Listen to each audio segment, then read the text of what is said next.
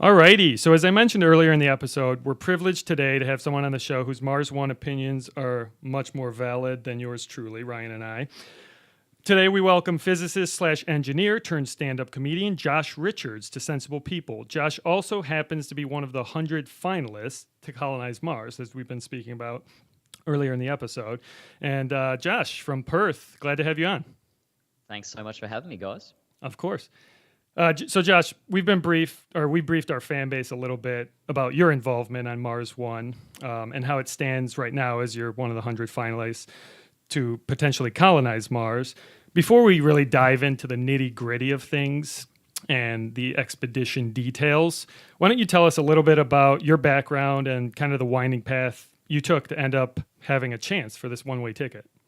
I think winding path is probably the right word to use for it. I originally studied applied physics and psychology at uni and really didn't fit in with academia at all. I went and joined the Army. I decided to become a combat engineer with the Australian Army and worked handling landmines and explosives and all that sort of fun stuff, and tried to apply some of my sort of physics background and psychology to that side of things. Ran into issues with the Army as well, wasn't sort of getting where I wanted to be, so I left for a little while. I worked in the mining industry as a blaster, and really ran into some real issues with culture and the way that the mining industry works. Really didn't enjoy that. Tried to go back into the military to join the Navy as a diver, to basically get rid of old sea mines and explosives underwater, and ran into more issues with the military again. So I tried for a trifecta and went and joined the British Commandos, and they loved me. They thought I was fantastic, but I didn't like the person that I was turning into. So in amongst all of that, to sort of process some of the things that had been happening, I'd sort of had given stand-up comedy a go. A few friends had sort of recommended it, and I've kind of didn't know what else to do after I left the Commandos. So I started doing stand-up full-time, and I was actually kind of considering leaving it. I had enough of the scene a little bit. I was enjoying writing, but I wasn't enjoying the performing element. And I decided to write one more comedy show for the Edinburgh Fringe. I'd done 4 years up there, and I was sort of deciding that I was going to write a comedy show and get out. And I decided to write it about sending people one way to Mars, because I knew from my physics degree that we could do it, but we couldn't necessarily bring them back. And that's kind of how I found Mars One. And you're referencing Becoming Martian? It was actually a couple of shows before that. Okay. So I did another show. Once I discovered Mars One, I wrote a show called Mars Needs Guitars, which was based around the idea that the first crew going to Mars would work the same way. You'd have a personality mix very similar to a 4-piece rock band. And so I performed that for the National Science Week here in Australia in 2013. Nice. And then I started working on Becoming Martian, which, became another show and eventually has just become a book. So Awesome. How long ago did you stop the stand-up comedy? I probably would have done my last stand-up gig late 2016. I actually wrote a third show called Cosmic Nomad, which is kind of very much focused on how my life has changed by signing up for Mars One. And I'm pretty sure my last performance of that was in Cork in Ireland, late 2016, at the end of a 10-month tour. Nice. Josh, that's an absolutely fascinating background. You know, the three of us obviously all worked together at one point. And when we first heard about the Mars One mission, we were in the office. And I think it came on like the TV, the Today Show or something like that. And then obviously, you know, we researched it, we Googled it. We want to know, how did you first hear about this mission? I was basically trying to pull my life together after Edinburgh Fringe 2012. I didn't really have anywhere to live. I was staying in a friend's garage in the UK and didn't really know what to do with myself. And I sort of went, well, the one thing I do know I can do is write comedy shows. So while I'm trying to figure it out and get a regular job and all that sort of stuff, I'll start working on this comedy show. And I knew I wanted to perform another show about sending people one way to Mars. And so I literally went down to I won't mention the chain, the Seattle-based coffee chain that I called into, but they had a shop in Brighton in the UK, down the south coast of the UK, and I went there because I could use their free Wi-Fi. and typed in "one way to Mars" into Google, and Mars One had just made their first sort of major public announcement a couple of days before. So I immediately leapt at it. It wasn't this sort of thing of slowly finding out about it and making a decision, maybe I'll sign up for this. It was an instantaneous thing of, I was already working on a show saying we should do this. Here's an organisation saying we're planning to do it and you can sign up. So there was no real long-term consideration of will I, won't I. It was, these people are offering me exactly what I think we should be doing. So that's pretty cool. So I guess you bought in, so to speak, right away. It wasn't like you didn't have any afterthoughts that maybe this was a Nigerian prince scam or something along those lines, right? I guess I looked at it more along the lines that here was a group of people saying they were going to try and organise to do exactly what I felt we should have done 30, 40 years ago. We've been talking about going to Mars in 20 years' time for the last 40, 50 years. So I wanted to write a comedy show frustrated and saying, hey, why haven't we done this? Let's just go one way. And I bought in immediately of this whole thing of, well, even if these guys don't figure it out, even if it does turn out to be less than what I expected, here are other people pushing the idea that I believe in. Awesome. Josh, you keep referencing, obviously, Mars One is a one-way trip. And, there's many times as we live our lives, being married, having kids, going to work, paying bills. I wish I could take a one-way trip somewhere and not come back sometime. But, honestly, was that decision hard for you to know that you're taking a one-way trip knowing that you're not coming back if you get chosen to go? The decision wasn't difficult. I think coming to terms with the reality of it has taken 5 years. I literally found out about Mars One in September of 2012. So it's a little over 5 years ago now that I first kind of had that flash, that moment of discovery and committing to it. Right. The implications for it have taken a lot longer. That's essentially what the last show and what the next book will be about. It's me coming to terms with, okay, well, if I'm going one way to Mars, if I'm leaving this planet forever, what is the point of me putting down a deposit on a house? There's no point me owning a house. There's no point me owning a car, or, how does that then affect relationships? How does it affect the way that I remain here on Earth in the meantime? That's taken a lot longer. And I think the huge number of people that we had apply in 2013, the 202,586 people who registered an interest in Mars One hasn't really had to kick many people out. It was only in this latest sort of selection of the 100 where they actually had to go through and say, hey, you're not necessarily what we're looking for, because every stage before that, it was really people selecting themselves out. People coming to terms with, oh, wow, no, I'll have to leave my friends and family. Right. I mean, these guys are serious. It's go. like, people start to really think about what they've signed up for. Yeah.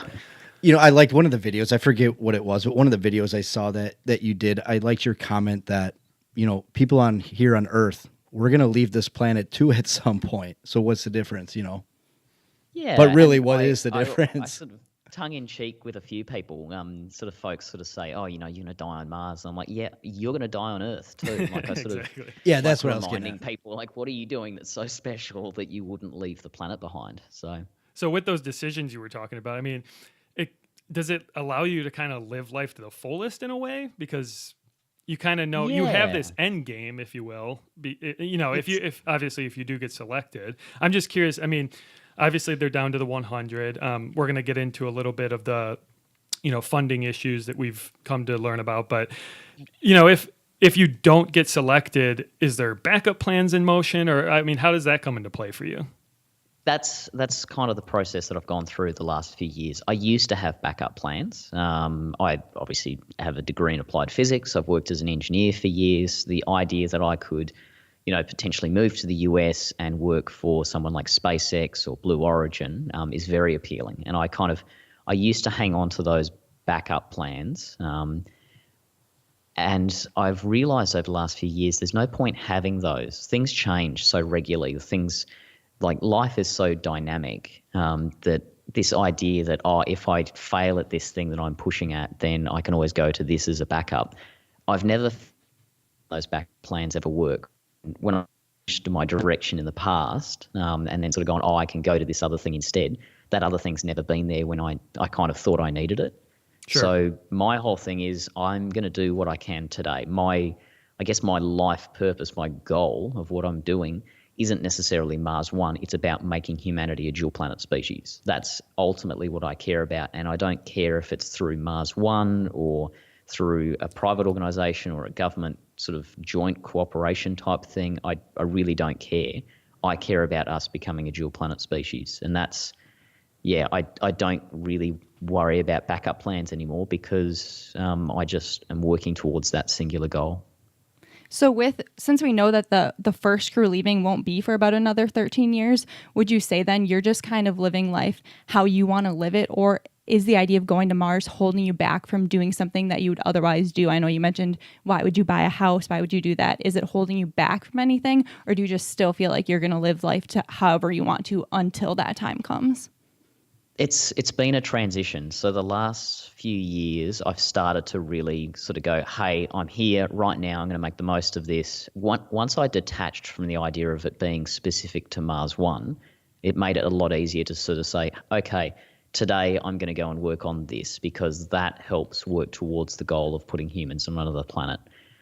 Being too fixated on one organisation or one sort of approach was a barrier. And it was holding me back. It kind of felt like I was continuously putting my life on hold for Mars One when they ran into a delay or anything like that. I've just been accepted to start a master's program in philosophy in the Netherlands in September. You're all over the place, dude. That's awesome. Well, I guess it all feeds into it as well. Like I've been accepted to do that. I was holding off applying for that master's for the last few years because I thought, oh, well, Mars One's going to go ahead with stuff. Mars One's going to do something in September. Figured now what I did instead, I applied to Mars One's educational partner in the Netherlands, hence why I'm looking at going to the Netherlands. And I figure if I started a master's with them, I'm still talking about Mars. I'm talking about the philosophy of space exploration. Right. And if any university in the world is going to understand that, hey, I have to take time off to go and, do Mars One selection, it's going to be their education partner. So rather than letting things hold me back, I keep looking at this broader goal of how do we put humans on another planet? How can I contribute to that? And the biggest thing I can do is talk about the philosophy of why we should be exploring space. And I'm in turn writing books about it, studying it, and working towards that rather than just focusing on Mars One itself. Josh, are you for hire? Because I want you to come into my house and just give me motivational speeches. Like I just picture waking up, taking off the covers, hearing "It's a beautiful morning," and then you just give me like just motivation for the day because you're very inspirational.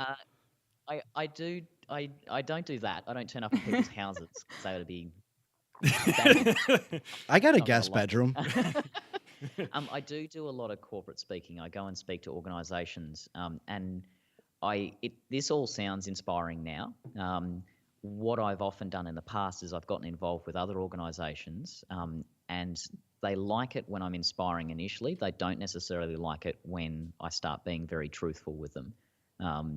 And I've started to realise that I can come along, I can talk about all this sort of stuff, but I'll just keep talking the truth to people. I'll keep talking about how, Mars One has run into financial issues and we've had challenges and all those sort of different things. I'll keep trying to speak about the truth, and that's not necessarily the positive inspiration that a lot of folks always are chasing. Awesome. Well, speaking of the truth, I guess, we have something to tell you, I guess. We should probably be truthful with you. So looking at the website, I mean, there are multiple requirements listed on Mars One as you apply. And I know applications are closed, as I understand, correct? Because they've narrowed it down to the 100. Yeah, we actually closed in August 30th of 2012. Okay. So it's quite a while ago now. So some of these bullet points, I guess, resiliency, being adaptable, being curious, being trustworthy and trusting, being creative and resourceful, being above the age of 18, being English speaking, and then certainly other physical requirements such as vision, height, weight, and so forth. So what you don't know is that this is actually your final test, and we're going to decide whether, based on your answers here today, whether you're flying to Mars or not. Mars One hired us, Josh. Brilliant. So we'll see. But in all like it. serious, we know that Mars One definitely thinks that you have a lot of these qualifications. But how difficult was the application process for you? Was a lot involved in it?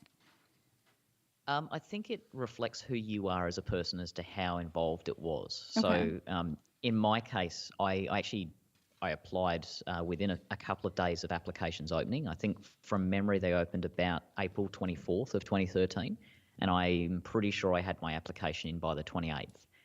It actually took me 3 days to fill it all out. We had several 4,000 or 5,000 word essays. There was questionnaires. There was all sorts of different things. Now, I know from speaking to some of the other folks who were originally selected in the 100, some of them simply gave 2-sentence answers to things that were supposed to be several word essays, but they obviously reflected whatever they needed to in those very short replies. Oh, interesting. In my case, it was I threw everything at it. I completely shut out everything else that was going on for those 3 days. I was already prepared before the applications were open for what kind of things I would be wanting to answer. I threw everything at it. So for me, it was incredibly intense. However, I know for a lot of other candidates, it was not really a big deal for them. It was something that they probably filled out in an afternoon or an evening. So that doesn't necessarily mean I was better at all. It just means that I took a different approach to what some of the other folks did, where it was everything I lived and breathed. And that, I guess that's been reflected in the last 5 years as well. I've completely inverted my life. I've focused everything towards this whole idea of colonising another planet. For a lot of other candidates, they've just kept going with their everyday lives. We've got ER doctors, we've got teachers, we've got all sorts of different people, and they just happen to be Mars One candidates who applied for this thing 5 years ago. Not everyone has completely turned their life upside down with the idea of going to Mars. I'm curious, how did they notify you? I mean, did somebody show up at your door with a, Carrier pigeon? Because we've got people literally all over the world, it's all been done via email. So all of us have been contacted at different times. I still have the email saying, congratulations, you've one of 1,058 people who've been selected for the initial application round. I've still got the other email saying, congratulations, you've been selected into one of the 100. All those sort of things. So, yeah, it's all been done via email. However, we have spoken to Dr. Norbert Kraft. Each of the candidates has spoken to our chief medical selector via Skype or via a video conferencing app as part of our psychological interview. How much better would it have been if Cersei Lannister sent like a raven or carrier pigeon with the notice? I don't know how many ravens we're going to find on Mars. But it'd be, yeah. I think been an interesting experience for the level of efficiency. We're used to, big, grandiose sort of events. And for a lot of us, just a really simple email saying congratulations did the trick. They've been some of our most sort of treasured. They're some of my most treasured memories. Absolutely. So have you met any of the other 99 finalists? Yeah, I've met a bit of, I think a little over 30. Most of 2016 was actually dedicated to touring the show Cosmic Nomad, but it was also planned to try and meet as many of the candidates as I possibly could. We have our own little sort of secret Facebook group, but I don't feel like online you can get an accurate reflection of what a person's really like. People curate what they write. You can Skype them and get a sense of it, but Sure. I don't think you really get a feel for what someone's like until you are sitting there talking to them. Right. So I wanted to go and meet as many as I possibly could. And yeah, I think there was about 30 all up. So out of the 30, if you had to give me a thumbs up or thumbs down, I mean, these are people that you could potentially be spending, the rest of your lives with. Thumbs up or thumbs down? It varies greatly. I like that answer. There's some truth. really wonderful people. There's Any I hotties? don't think I've spent enough time around any of them to call lots of them close friends, with the exception of possibly Diane McGrath, who's another Australian Mars One candidate based over in Melbourne. Okay. There are people who I know I could become good friends with, but I haven't spent enough time around them to really know. There's other folks who they're not bad people. I just don't want to be in a tiny tin can rocketing off to Mars with them. So, yeah, it varies a lot. That's understandable, I suppose.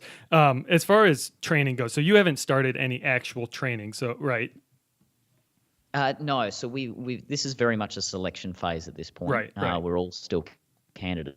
The next selection is essentially to cut the group down to between 12 and 24 people, and Okay. they will become full-time employees of Mars One and actually start full-time training. Got it. But all of us have our own kind of training programs as such. We're all doing our own thing to prepare.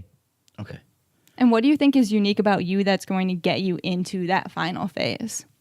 I think it's mainly the career ADD. It's the it's the bouncing around. Our Dr. Kraft, our lead medical selector, did an interview a couple of years ago now where he talked about wanting to find 4 MacGyvers, 4 people who, could be good housemates who lived well together, but you could throw pretty much anything at them. They're not specialists, but they know, a broad kind of knowledge.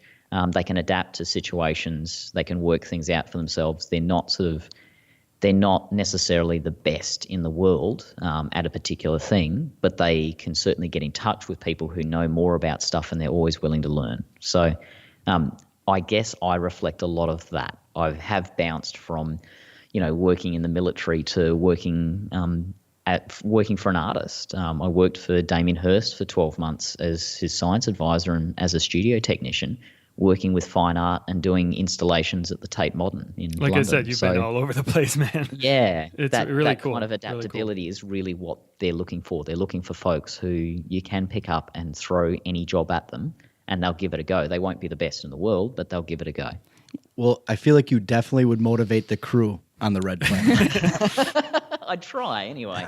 Yeah, because when you go up to Mars, I think a lot of people are thinking that you're just going to be kind of like a scientist up there. But in reality, you guys are going to be like doing construction. You're going to be planting things to learn how to grow your own food up there. So you won't be just specializing in one thing, right? You're going to have a bunch of different jobs.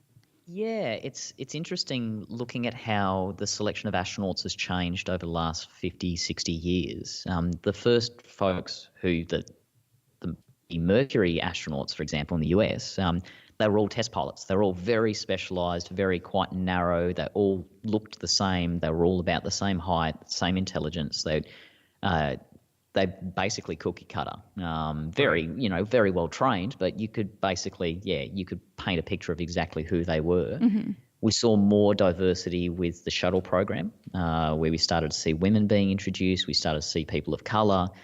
We started to see more variation because the spacecraft could actually carry people of more variety, rather than just being sort of very narrowly designed for this very small set of guys. We're seeing more and more as we send people to the space station for longer, you need more diversity as well. And so the folks who are potentially going to Mars will be incredibly diverse. You don't want them just to be very specialized in one particular job. You need them to be able to do lots and lots of different things. And this is almost second to that. We can send robots to do a lot of the science. They'll do it slower and they'll take a lot longer, but they'll be cheaper and you don't have to feed them.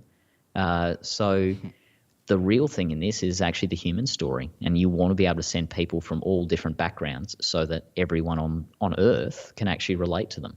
Mm-hmm. Josh, a little sensible scenario for you. So the first group, let's say you weren't selected for the first group. The first group goes up. The whole world's watching live, spacecraft in space, maybe on the Kathy Lee and Hoda show. And, let's say the spacecraft just completely blows up and, all the crew, everything, dies. And you were selected for, let's say, the second crew. Would that change your mind in going? No. at all.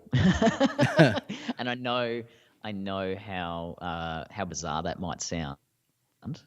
It literally changes nothing. Ultimately, you're climbing aboard a spacecraft to help colonize another planet. I would be completely fine with being on the second crew or the third crew or the 100th crew or whatever. Ultimately, my motivation for being involved with this is about us discovering more about the universe that we live in and going and exploring our nearest neighbor, our most Earth-like neighbor in our solar system. And the risk is irrelevant, really.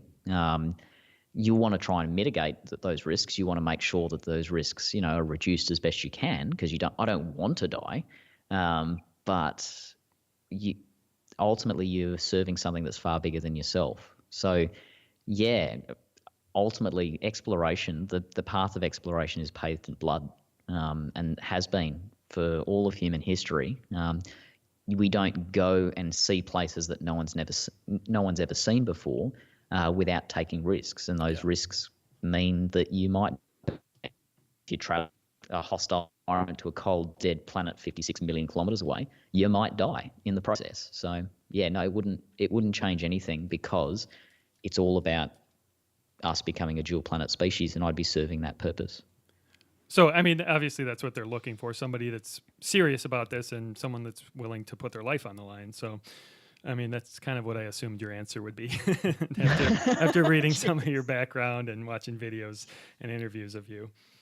So, Josh, I mean, just from reading about this trip and more, there's been different numbers thrown out there of the funds that needed to be raised, to complete this trip. We all know, our audience knows, that it's a gigantic feat to get humans on Mars. And it does seem right now that Mars One is a little bit behind in funding. Does that, that's very polite. Yeah. I don't know if the question is, does it worry you? But I don't know. Does it at all put doubt in your mind that, let's say you were selected as the final four, but the funding isn't there? Does it worry you that you might not ever get the opportunity to get to that? Or if the funding isn't in place, before, is the funding going to, I guess, influence them selecting the next wave and getting it down to final four? Or are they going to go ahead with the selection process even before that funding's in place? Well, truth be told, it has already held up selection. We originally I've been basically talking since about late 2014, saying we're expecting to be doing selection next year. And it has held things up because we've had issues trying to find an effective business model for funding a one-way mission to Mars. It's something that no one's ever done before. And so trying to find a way for people to get involved with that, for people to be able to say, yes, I will give you my money so that you can send 4 idiots in a tin can off to Mars, that's been a challenge. I don't think there's anyone who would, in the Mars 100, who would deny that. I'm excited for the prospect of next year. Not next year, sorry, for this year, 2018. It finally looks like Mars 1 has actually sort of gotten through that bottleneck. Excellent. The challenge has been that Mars 1's a startup, and they needed that kind of initial investment to try and prove that they were capable of something. Trying to do anything in space is obviously very expensive, so trying to get over that first hurdle has been a real challenge, and it has held up our selection.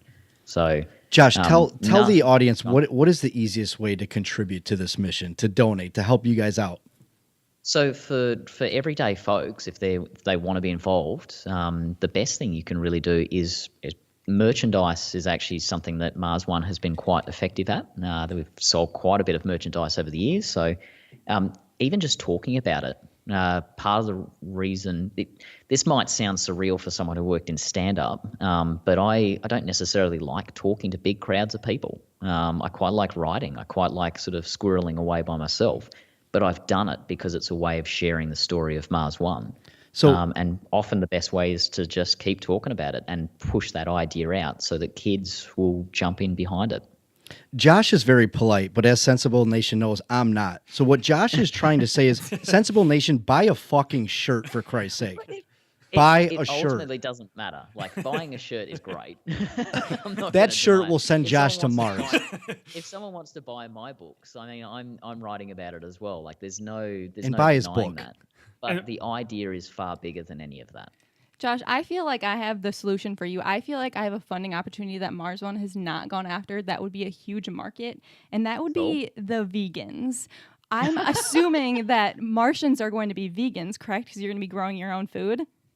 It's actually the worst part of the entire thing, to be honest with you. Yeah, and No the- bacon, right? I saw you I'm love quite bacon. okay going one way to Mars as long as people start sending me like just packets of bacon in the process. That's right. Yeah, fine. those vegans, they shop at Whole Foods. You know they have money. Why are you not going after them? It's yeah. I mean, ultimately, Mars One is about pushing an idea. It is a startup. It's at the moment there's only a handful of people who are actually employed by Mars One, and yeah, it has been a real challenge trying to work out how to approach it, how to make money off this idea so that you can fund an actual mission to Mars, and that's been the real challenge. But I'm more hopeful right now about the coming year than I have been at any other point in the past. So I'm excited to see what they bring out for us this year. Josh, with that being plant-based and vegan-based on the red planet, would you ever think about just growing a lot of pot plants out on Mars? Help It's you not get a through the silly day. idea, I know. and it's been talked about in the past. There's a lot of benefits to it, especially if we're talking about becoming self-sufficient. Yeah. That means being able to provide some sort of pain medication. Exactly. That's not necessarily some complex chemical compound that's been shipped all the way from Earth. Right. We need to be able to look after stuff that's self-sufficient. So it's not a silly idea at all. I'm not suggesting we're going to start smoking it up in the hab or in the airlock. Probably be a bad idea. Playing Bob Marley. Just float away yeah, to the stars. It wouldn't be a silly idea for us to do something like that, or at least investigate it. Josh, what is the biggest thing that you'll miss from Earth if you go to Mars? I used to joke and say bacon, and that is still the default answer. I also used to talk about scuba diving. I started scuba diving when I was 12, and I kind of that's the idea of jumping in the ocean and embracing that. That's something I suppose I've done all my life. I've thought about it more and more over the last few years, and the thing that I actually really love about diving isn't necessarily going and seeing the fish, even though they're cool. It's not necessarily the being in water. It's actually that sense of weightlessness and the quiet that scuba diving brings. If I could, It's interesting. yeah, if I could experience that in another form, I wouldn't be fixated on scuba diving. And I started to realize that I'm going to be spending 7, nearly 8 months flying through the darkness of space in a relatively quiet spaceship, weightless. Once I get to Mars, I won't be weightless, but I'll be, 1/3 of Earth's gravity. So it'll feel like I'm a bit weightless. Yep. We'll be the most isolated human beings in existence on a cold, quiet planet. So ultimately, I don't think I'd miss scuba diving either. It's those experiences that I'm actually chasing through diving. And it just happens that scuba diving is the way that I do it here on Earth, but I'll have other opportunities in space. So you mentioned the cold climate. I think a lot of people, at least our listeners, aren't really familiar with Mars. It's obviously in outer space, and unless you've really researched it or taken a class in the solar system, you don't really know about the climate. Are there natural disasters like you would experience here on Earth? Can you dive into a little bit about what that climate is like on an average basis? So if anyone's seen The Martian, We have, yeah. you'll see it. Yeah, We're yeah. big movie buffs. Yep. Matt Damon. Matt Damon's. I actually watched it again last night. I can't help myself. But, there's a few inaccuracies in it. There's a few things on the technical side of operations, the way that spacecraft operate, that just aren't real from that film. But a lot of the science and a lot of the weather is relatively accurate, except for the dust storm at the start. There's never going to be a dust storm that's strong enough to knock over a rocket on Mars, ever. The atmosphere is just not thick enough. It's about 1/200th of Earth's atmosphere. Okay. So while you get, winds that are 200-300 mile an hour, it would feel like someone throwing a pillow at you because there's no actual air pressure to push you around. That's interesting. That's funny So- to think about. Yeah. Yeah, it means things get weird. So Mars is cold, average surface temperature. I can't convert to Fahrenheit for you, but average surface temperature is about minus 56 degrees Celsius, which I think is minus 70 or something like that Fahrenheit. Okay. It's cold. It's like Chicago in the winter. Well, and strangely enough, there's been quite a few news reports lately saying right now, Chicago and the Northeast are colder than Mars. However, Mars wouldn't feel that cold because there's so little sort of atmospheric pressure. Oh, okay. You wouldn't feel the wind. It doesn't carry the heat away the same way. If you pick up a rock, that rock will be, very cold and it will probably stick to your glove. Of course. But it won't feel that cold. We actually have to worry about people overheating on Mars because the body heat that we're generating is then trapped inside our spacesuit and there's no way to radiate that away. So our spacesuits will actually have cooling systems in them rather than heaters. So Interesting. if you Okay. fart in your spacesuit, will it stay You're in there? definitely stuck with it. And it gets All right. recycled. You breathe it again and again and again. It just never goes It's out. recyclable air. Honestly, I think Australia seems a little bit more terrifying than Mars. I saw that video of the guy punching a kangaroo a couple years ago, and that seemed pretty terrifying. It's interesting how people sort of talk about Australia. We do get quite used to it. I used to run the diving with the sharks in the Melbourne Aquarium, and I was quite blasé about it. People would come in and freak out, and I think ultimately it just comes down to knowledge. If you're familiar with kangaroos or crocodiles or whatever, the power of them to scare you it comes away a little bit. You know what to do. You know how to be safe around them. But to people who are unfamiliar with it, it just looks terrifying. It looks like Yeah. we're all insane. So Ryan and I have this little plan that's a little similar to the Mars One trip, I suppose. We've been thinking about it ever since we heard about it, right, Ryan? Yeah, as soon as we heard about Mars One, we wanted to do this trip. So if the Mars One trip doesn't ever come to fruition, would you be willing to volunteer for our trip called the Sun One? Now, hear me out. Hear me out. So basically, we strap you to a rocket and shoot you towards the sun, and we give you one of those little water bottles that's got the fan propellers on it, and you should be good to Amazing. go, right? We've been formulating a suit where you could stand on Mars. Or I mean, sorry, on the sun. You know what I meant. So are you in? It's still in R&D, but we're working on it. Well, I'm intrigued because from memory, one of the North Korean press releases already said that Kim Jong-un did that. I don't know if I would want to be second to Kim Jong. Right. But That doesn't surprise me. it also sounds a lot like the end of, not spoilers here, but it sounds a lot like the end of the Battlestar Galactica. Exactly. So to Awesome. me, it seems like based on your personality and your history with being a stand-up comedian, that you really do fit the bill as being the entertainer of the group who sent up to Mars. How would you plan on keeping things positive and lighthearted in such a serious mission? I think that I'm not necessarily the entertainer. I like the idea I like the idea of being the scribe, and I like having kind of my finger on the pulse of the crew emotionally. Okay. I feel like rather than necessarily just being uplifting and cheerful all the time, I'd like the idea of being a storyteller, so that when things do suck, you acknowledge it, and then you make a joke out of it. That's always kind of been my approach with comedy. I've delved into some really dark stuff. My first comedy show for Edinburgh Fringe was literally about the apocalypse, and I like delving into the darkness and finding a way to make that funny. So it's very much the idea of being a scribe, telling the story and helping the crew, I guess, create their own stories around what's happening, and find a way to have a happy ending to whatever sort of challenge they're going through at the time. And I know you have a blog right now. Would you still be able to keep blogging like up in Mars to share your experiences with the rest of us down here?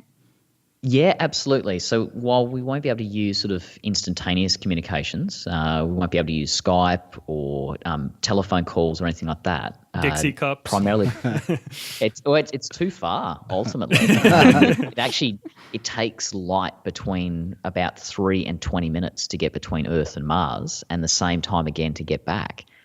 So if I tried to pick up the phone and call Mum, even when Earth and Mars were at their closest, the first time she'd hear me like sobbing would be 3 minutes after I started. So it's not much help. Well, yeah, you mentioned happy ending. You could just get on the ship like bottomless and keep it lighthearted to start the trip off well. There's been a lot of talk about Big Brother on Mars with all of this, and yeah, I'm not sure viewers are going to want to see like puppetry of the penis from Mars. I don't feel like that. I don't think that's a thing that only Amber likes that. Well, I mean, in all seriousness, Josh, with the gravity, I mean, it's not hanging like normal, right? Like, I mean, everything would be different on your body, man or woman, right?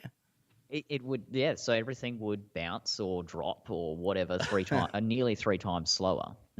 So I actually wrote about it in Becoming Martian, talking about sort of how the toilet systems was essentially have a slow-mo function that no one asked for. I read that part fascinating. I mean, that was honestly, I love the book. Most fascinating part was reading about that because it's just something I didn't think about. I know Ryan hasn't read the book because he can't read, but different story there.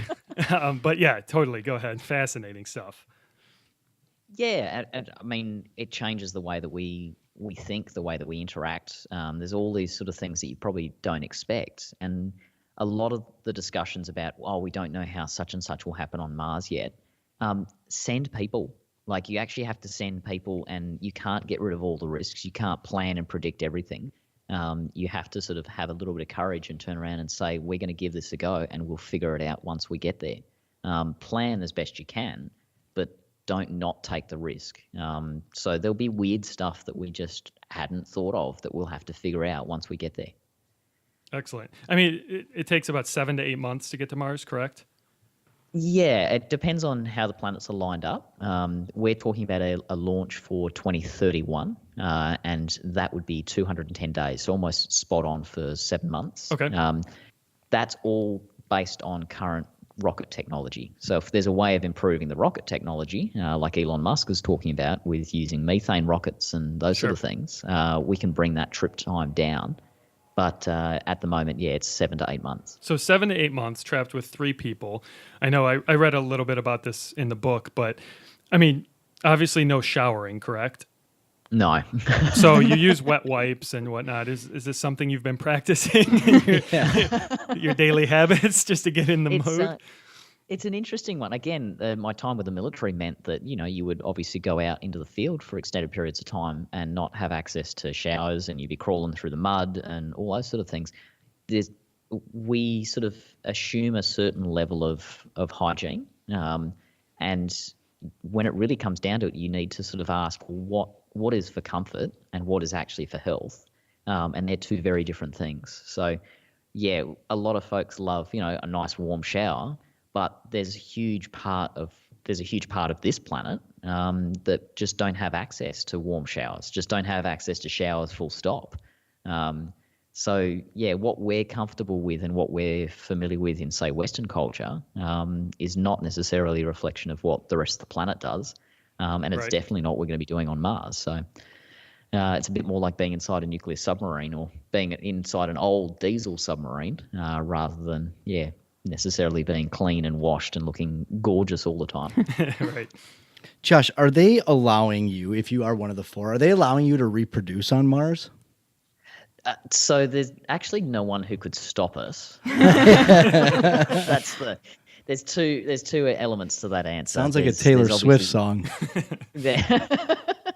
There's the enforceability thing. So it often comes down to like laws on Mars of, what would happen if someone did such and such. Right. You're actually relying on the crew to sort of self-police.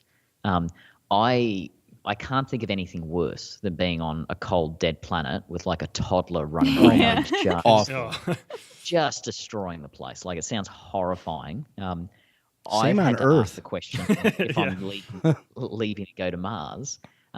Do I ever want to have kids? Like I don't have kids. Do I ever want to do? Would I ever want to be a father? And I actually had to stop and think about it and sort of go, actually, no, that's not something I ever want to do.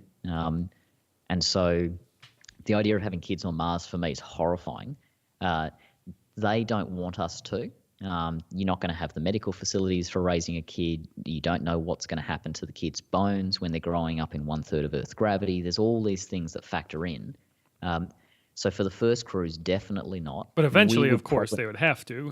Right? And that's the self-sufficiency element again. That's this idea of, being kind of independent from Earth means you have to have babies. I just don't want to be part of it. So what we told you earlier, Mars One did hire us, and so you've already passed a major test of you being ginger.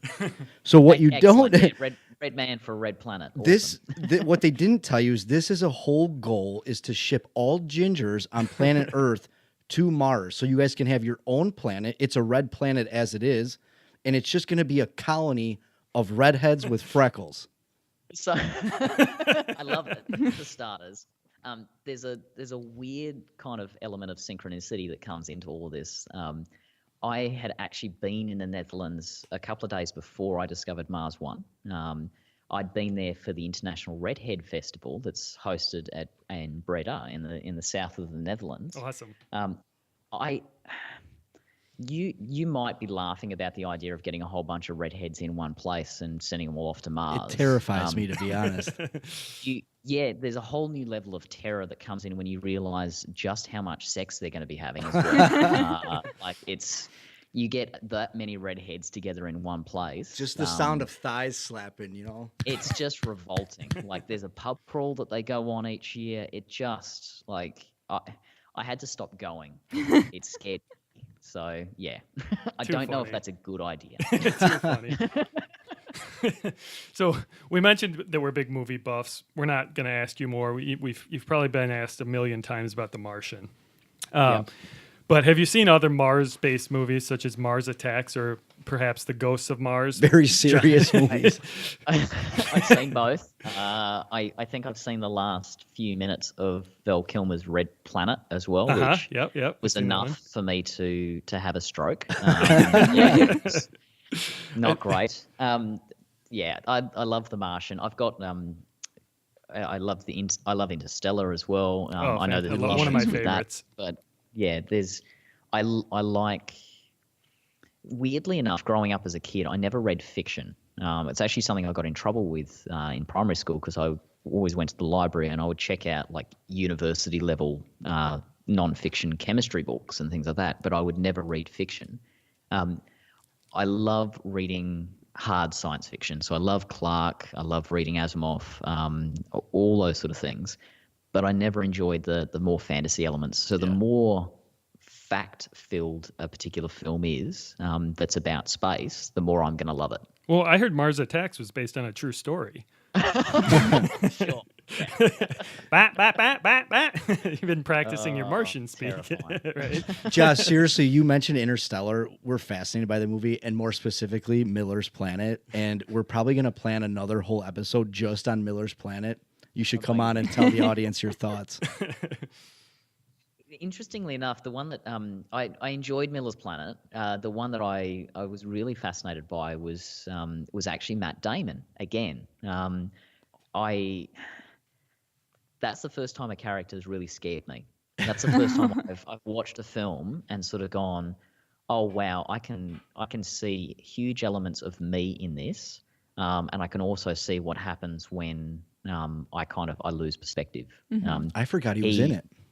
Yeah, and he's terrifying. I again don't want to spoil things, but he's truly overtaken by a sense of protecting the self when he's signed up for something that's going to be serving the entire species. Yeah, his character is really loses that done. Perspective. Yep. And the things that he then does is pretty awful, and that scared me of this idea of wanting to serve humanity, but then when it really comes down to it, not being strong enough to do it. That's something that that's a bit of an existential crisis there for me on that one. Scary stuff. Definitely. So for us here on Earth, when we're bored, we get to watch Netflix, we get to make podcasts together, we get to go, for me, to Target for 3 hours at a time. Obviously, you'll have a lot of jobs and you'll be doing a lot of work on Mars, and I know you said you plan on doing some writing and stuff, but what else do you plan to do in your free time? So we'll have access to Netflix. It won't necessarily be quite on demand. Okay. There'll be a delay. There'll be 3 to 20 minute time delay. I can come with you now. Information to us. Yeah, it's better than internet in Perth. Let's just say that. Right. But we'll have access to all of that the same way anyone else would who's got access to the internet. It's just we don't have the instantaneous communication elements. So for me, I suppose I'm really focusing on my reading and writing side of things. That's what I'm enjoying doing. And it's a way of me kind of expressing myself. I've also played ukulele for years. I love tormenting people with a little 4-string terror. And so I'd want to be taking that with me. And that would be, that'd probably be something that I'd want to do as well. So playing ukulele and reading and writing are two of the big ones. And then, just all the things you need to do to literally survive. So the first crew are just going to be there, and they're really going to be spending most of their time just surviving. Keeping the life support systems running is going to be one of the biggest sort of priorities and time sucks for us. Awesome. Well, Josh, we took a lot more time than we expected, but hopefully we didn't drain too much of your day. This has really been a lot of fun. Fantastic stuff. I know you've educated the Sensible people, Amber, Ryan, and myself, as well as our listeners who we've coined the Sensible Nation. So thank you for that, my man. Tell us where people can find you on Instagram, Twitter, wherever you like to promote your stuff, and where they can find your book. So I'm all over the place. If you want to find the book, the quickest and easiest way is to literally just go www.becomingmartian.com. You can find me on Instagram and Twitter at mighty_ginge, which is a nice, easy one to remember. Facebook is Josh Richards Space Pirate, which is a nice little Martian reference for people who are big fans of The Martian. And my website, you can always find me at joshrichards.space. Awesome. Josh, as Taylor said, fascinating stuff. Thanks again for coming on and spending time with us in Sensible Nation. We really appreciate you being here. Thank you so much. It's been nice to be asked different questions. That's what we were going That was for. our goal. Well, thank you. We'll be in touch again. Looking forward to it, folks. Thanks.